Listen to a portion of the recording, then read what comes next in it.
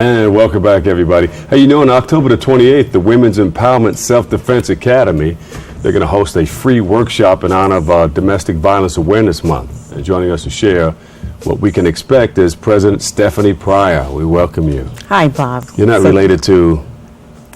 Well, I don't know. My father said it was some distant relationship. It didn't net me anything. So you have this wonderful organization, WESDA. Yes. WESDA, what does it stand for? Women's Empowerment Self-Defense Academy. We have actually been in business since 1981, but we became a 501c3 nonprofit tax-exempt charitable organization in 2009. And actually the reason for that was we wanted to reach a broader spectrum of clientele and to get it out there because the Bronx has the highest rate of domestic violence.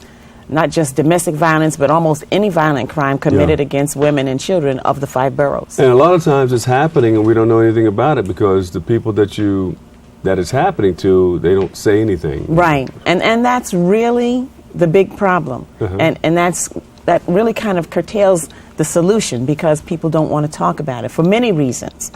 Some of it's just, plain embarrassment. A lot of it could be financial. It's just a lot of things. There's no easy answer. But I think that when people say, how do we get rid of domestic violence or how do we stop domestic violence, that it all starts with self-awareness. And that goes for the victim and the victimizer. There's just so much going on in a victimizer's head that they don't even realize many times or recognize their own behavior and that something's wrong with their own behavior. So it seems like it's normal. Yes. This is normal everyday life. And for them, it probably is because many of them come from homes where they were either witnesses to abuse or victims of abuse. And so they perpetrate the same thing on, and that's the cycle that we're talking about, which seems to be becoming younger and younger now. As if you turn on the news, it's little children that are abusive. It's just, it's really a problem. It's out of control. You don't necessarily have to see the abuse in a person. You can work with a person or go to school with a person every day, and that person can be they can be abused every day and you don't even know. Right. Because maybe the bruises are underneath the clothing. And not all abuse is physical. That's right. You got not all mental abuse.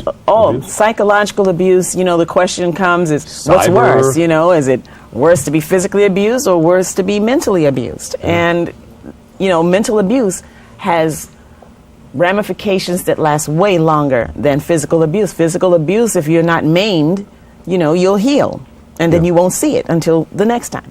So it's rough. What do you tell a person that's in that situation, that's being abused every day?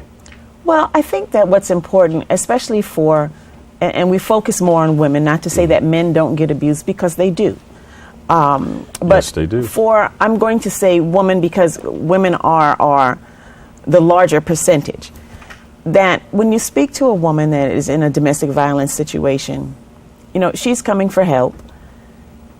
You hope that she's ready to receive help because many times they come and they need to talk. They're not ready to, your first impulse is to tell them, get out, leave. And it may not be that simple. And they're not going to just do that. They're not ready many times to do that. So it's really a matter of giving them information. Here is where you can go. Can I help you? Do you need me to make a call for you? Even if they come and sit with you for a while and come back, and if you can get them to keep coming back until you can make them feel confident enough to go and take the next step. In the meantime, you want to have them get a safety plan in place. Start working on your safety plan. Important documents. Find a family member or a close friend that that you will be able to get to when the time comes. Just little things. It's like baby steps. Yeah, and while you're talking, I'm thinking of a situation that this happened to a guy. His wife was abusing him. And I said, wow. I said, come on. He said, no, I need your help, Bob. I need your help. What do I do? I said, are you really serious? Because, we see it as another way. We see it as women being abused, but not guys. Right. So I told him, I said, why don't you document it? Go to the authorities and, let them know that this is happening so that if you go to authorities, you know you're not going to do anything to counter that because you put something in place. Right, right. And So it's I met up with absolutely him. important because the CDC did a survey in 2010 and found that 40% of domestic violence victims were men. Yeah. But much of it is unreported because society-wise, you know, all the funding and programs are set up for women because women are the larger percentage, and that's what you hear about, and we're considered the weaker sex. So, you know, that's the way it goes. So when a guy comes and says, my wife is abusing me, people are like, come on. So I met up with him again. I was in one of the jails doing a talk. He says, I told you, Bob, I needed your help. And I said, well, what are you talking about? And he reminded me of that time. Right. I said, well, didn't you do the things? He said, I had to go in. And he did something that he didn't want to do that landed him in jail.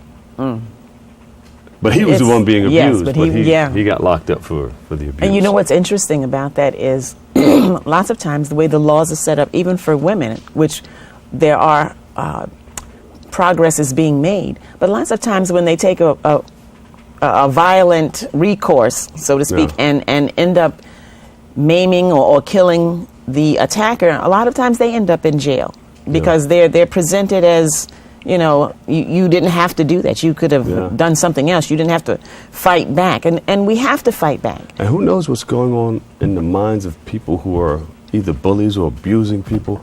You know, they could have had a rough past. Yes. They could have grown up like that. You know, this is what I know. This is what I'm conditioned to believe is right.